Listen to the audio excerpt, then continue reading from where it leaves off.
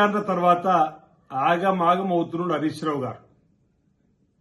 SIT అధికారులు అడిగినటువంటి ప్రశ్నలకు బహుశా నీళ్లు నవిలినట్టుండమో, లోపల ఏం సమాధానం చెప్పాలో తలపట్టుకొని, కానీ బయటకు వచ్చిన తర్వాత మాత్రం సత్య హరిశ్చంద్రుడికి కజిన్ లాగా ప్రతినిత్యం అబద్దాలు ఆడే వీళ్లు ఈరోజు బయటకు వచ్చిన తర్వాత పెద్ద పెద్ద మాటలు మాట్లాడే మాటలు, నేనేమన్నప్పుడు హోంమంత్రినా అనే మాట అంటుండంటే టెలిఫోన్ ట్యాపింగ్ జరిగినట్టే మీరు ఒప్పుకున్నట్టే కదా.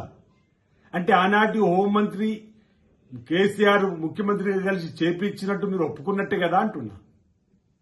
ఈరోజు మా ముఖ్యమంత్రిగా ఎంపికైనటువంటి రేవంత్ రెడ్డి గారి పైన 10 ఏళ్లలో ఎన్ని అక్రమ కేసులు పెట్టిండ్రు, అప్పుడు మీ నోరు ఎటుపోయిందని అడుగుతా ఉన్నా. పిరికి పందలా నోటీస్ ఇప్పిస్తున్నాడని చెప్పిన మాట మాట్లాడేటువంటి మీరు ఆనాడు మీరు చేసినటువంటి వైఖరి ఏందో అంటున్నా. మొగాడు అయితే ఎదురు రానేటువంటి మాట కూడా మాట్లాడుతున్నాడు. కాబట్టే కదా ఇప్పుడు మా నాయకుడు వెన్నుపోటు మీలాగా చేసేటువంటి నాయకత్వం నుంచి వచ్చినటువంటి పరిస్థితులు లేదనేది మీకు తెలుసు. చెప్పి మరి మిమ్మల్ని ఓడించింది. మామచ్చ టల్లుడుగా వచ్చింది మీరైతే, నల్లమల్ల అడుగు నుంచి వచ్చినటువంటిది రేవంత్ రెడ్డి గారు. పిసిసి అధ్యక్షుడిగా ఉన్నప్పుడు అనేక సభలు సమావేశాల్లో మీ అవినీతి అక్రమాలు బట్టబయలు చేసి మిమ్మల్ని ఓడిస్తామని చెప్పి ఓడించినటువంటి మగాడి ఈరోజు రేవంత్ రెడ్డి గారు. మీరు రేవంత్ రెడ్డి గురించి మాట్లాడమా అంటున్నా. ఈరోజు టెలిఫోన్ ట్యాపింగ్ జరిగింది అని మీ సొంతింట్లో కేసీఆర్ కూతురు కవితనే చెప్పిన తర్వాత ఈరోజు మీరు ఇప్పటికైనా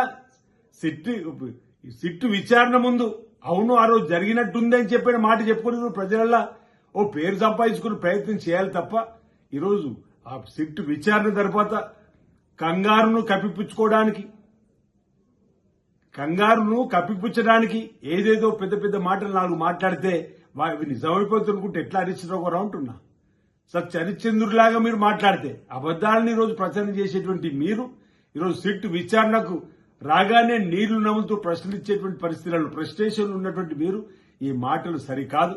ఈరోజు రాబో రోజుల్లో 100కి 100 పాళ్ళు మీరు పొరపాటు చేసిందని, ఎందుకంటే మీ కుటుంబ సభ్యుల నుంచే కవిత గారు నా భర్త ఫోన్ కూడా ట్యాప్ చేసిందని చెప్పని ఆర్పణ చేస్తుంది కాబట్టి 100కి 100 పాళ్ళు ఇందులో తప్పులు చేసిన వారిపైన ఈరోజు ప్రభుత్వం చట్టం తన పని తను చేసుకుపోయే విధంగా చర్యలుంటే తప్ప మాకు కక్ష సాధింపనేది లేదు. నిజంగా కక్ష సాధింపు 2 ఏళ్ళు అయిపోయింది, మీరు బయట ఎందుకుంటారు అంటున్నాం.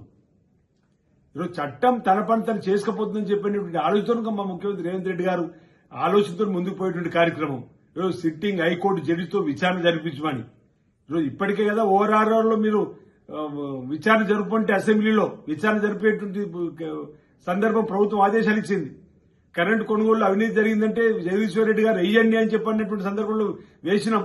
ఈ కార్ రేసింగ్ లో ఈరోజు గొర్రెలు బర్రెలు చేపల దళ్ళు జరిగిన స్కామ్లు కాళేశ్వరం పైన ఆల్రెడీ జరిగినటువంటి దానిపై సిబిఐ విచారణ జరపాలని ఇచ్చినటువంటి సందర్భాలు ఇవన్నీ మీ హయాంలో అవినీతి అక్రమాలు టెలిఫోన్ ట్యాపింగ్ లో ఈరోజు మేమేదో కావాలని చెప్పి పిలిపించినట్టుగా మీరు మాట్లాడే మాటలు సబబు కాదు. రేవంత్ రెడ్డి గారిని మాటికి ఈరోజు కళ్ళల్లో నిప్పులు పోసుకొని మాట్లాడే మాటలు సరికాదు.